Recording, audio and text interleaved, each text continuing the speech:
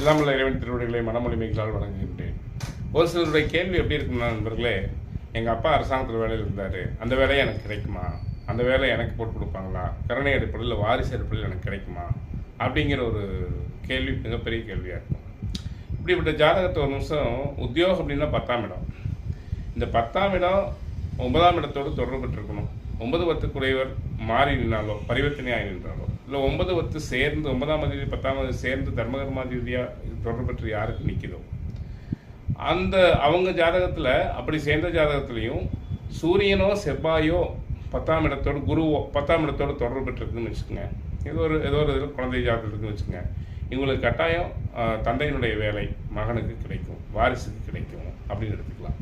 அப்படி தடையாகுது அப்படின்னா திருச்செந்தூர் சென்று முருகப்பெருமானுக்கு விபூதி அவசியம் பண்ணிட்டு வந்தாங்க அப்படின்னா உடனடியாக அந்த வேலை இவங்களுக்கு கிடைக்கும். தந்தையின் வேலை வாரிசுக்கு கிடைக்கும்.